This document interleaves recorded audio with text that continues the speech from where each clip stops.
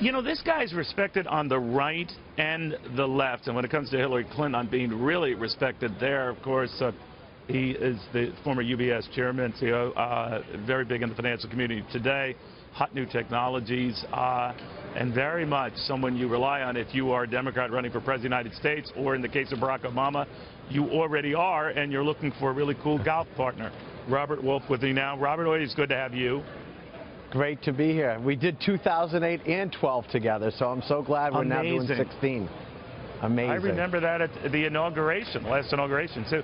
Now, you are confident that it will be Hillary Clinton at that, inaugural parade, but she's got a tight race on her hands, and to hear from a lot of her people, Robert, they're shocked.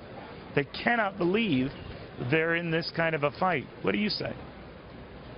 Well, I'm confident, but I'm not overconfident, and I'm not surprised. I mean, we start at 42%, 42% every election, and we fight for that 10 to 15% of both battleground states and swing states, and they're called battleground for a reason. And I think in this polarizing country we've been living in, there are two sides, and whoever wins the middle is going to win, and I'm hoping it's the secretary. But do you think that they underestimated Donald Trump, or the rage that follows Donald Trump, that he has hit a chord and she just doesn't appreciate it? Or worse, she risks an Al Gore moment by dismissing him so much that she could come off as the condescending one tonight. I don't think that anyone can underestimate Donald Trump. I mean, he went through 16 Republican candidates and really took Jeb Bush's place as kind of the voice of the Republican Party in a day. And so I don't think that anyone's underestimating that there is a strong base behind him.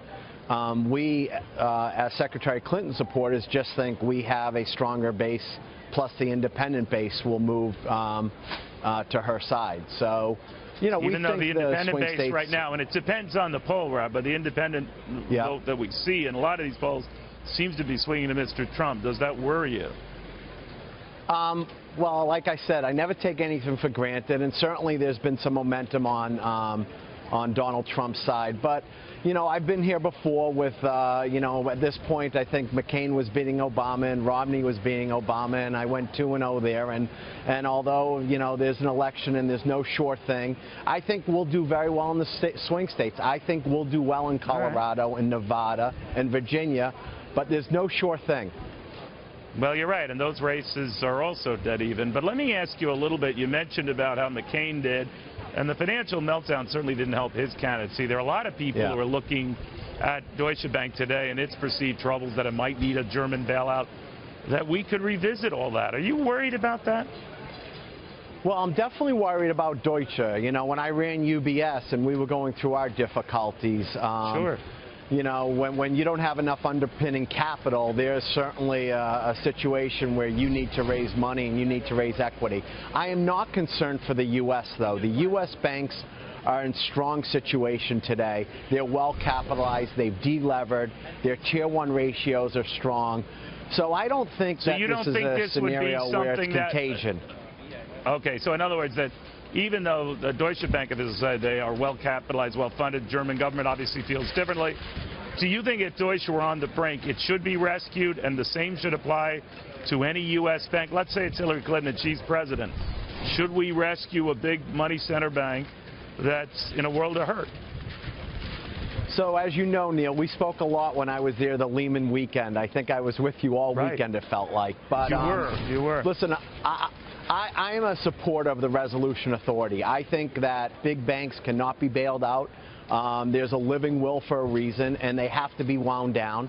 And I don't support that anything's too big to fail. But fast market conditions are such that you don't have time to breathe or think.